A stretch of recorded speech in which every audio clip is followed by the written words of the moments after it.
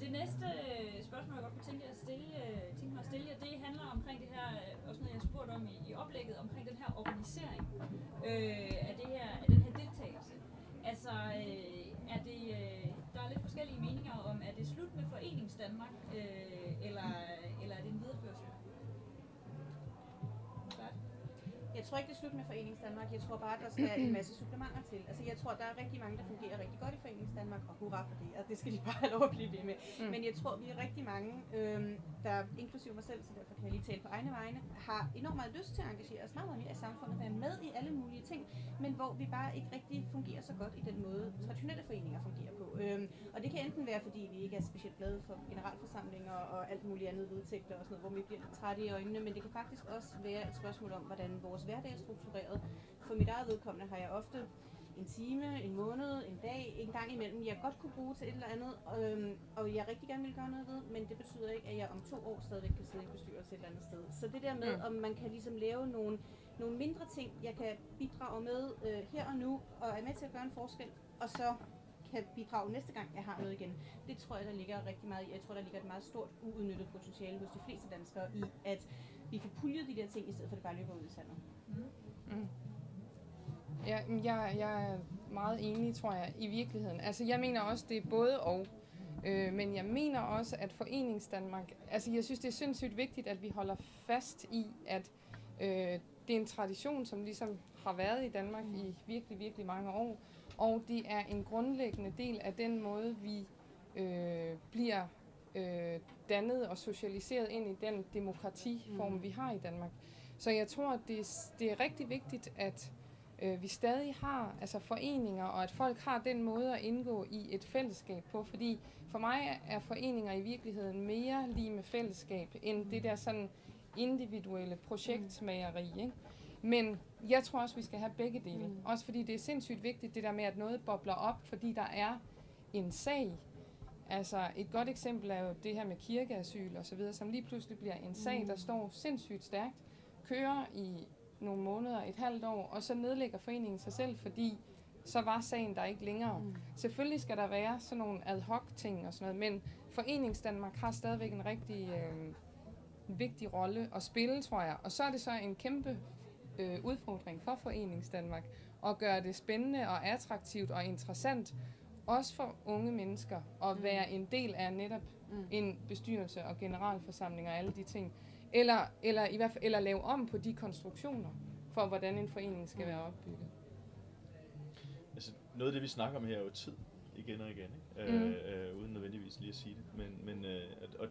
Altså, når man for eksempel har undersøgt danskernes adfærd i forhold til kulturforbrug, for eksempel, ikke? Og i forhold til at være aktive i noget, som andre så forbruger som kultur.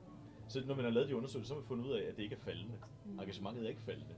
Trods for, at vi siger, at vi har mere og mere travlt. Ja. Det er så jo meget godt, fordi kan man sige, det passer egentlig meget godt, fordi når vi er mere og mere travlt, fordi vi bruger faktisk mere og mere tid.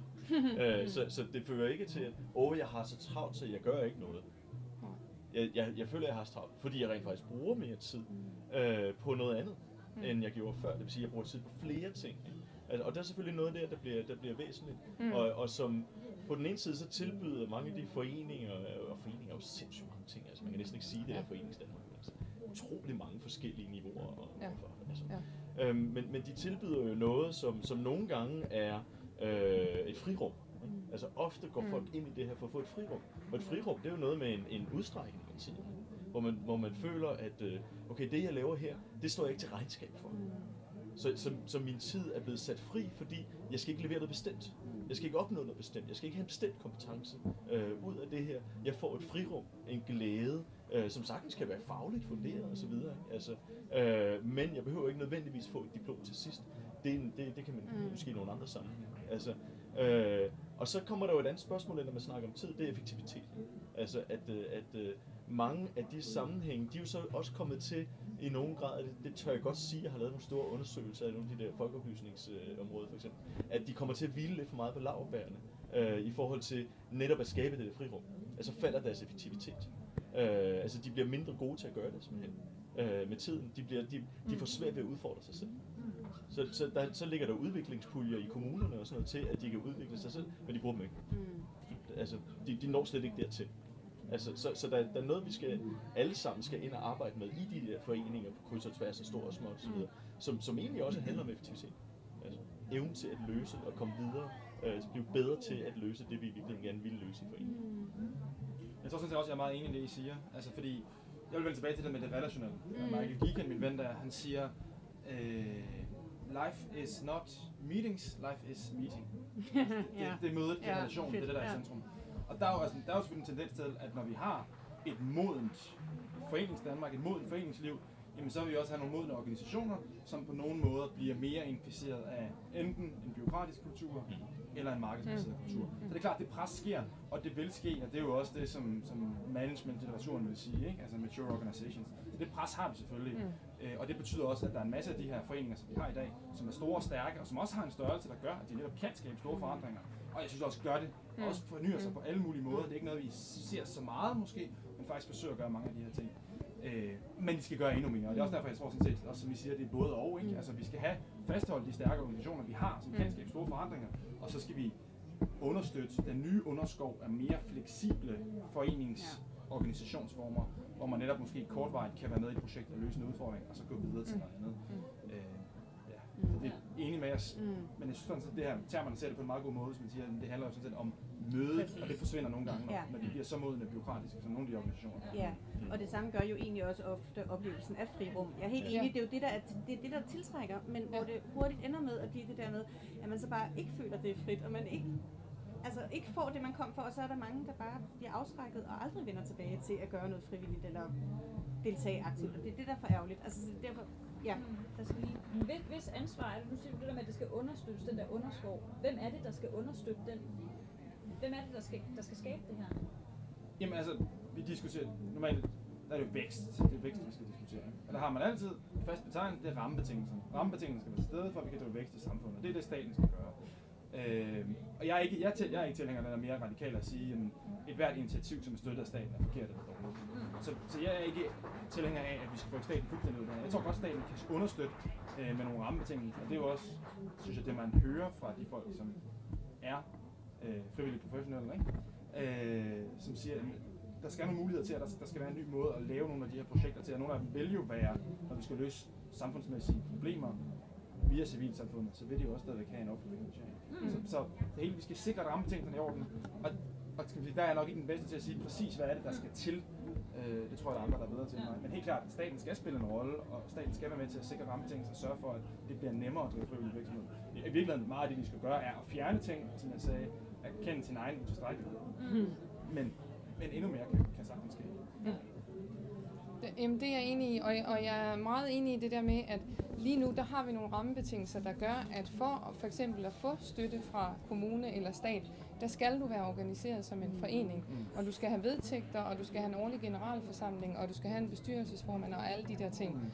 Og det er, for at sige det rent ud, skide besværligt. Hvis man er ung og gerne vil bare lave noget ad hoc, så har forskellige kommuner, de prøver med nogle sådan ad hoc puljer, ikke? Så har man i Københavns Snapslanden, hvor man kan få 10.000 til et initiativ, som man kan lave sådan mere bottom-up-agtigt. Og det kan være fint nok, men det kan være svært at lave projekter over længere tid, hvor man har brug for mere økonomi, ikke? Så der tror jeg også, der er der netop nogle rammebetingelser, som vi er nødt til at gøre noget ved og ændre. Og det er klart, at okay, hvis vi så ikke ser på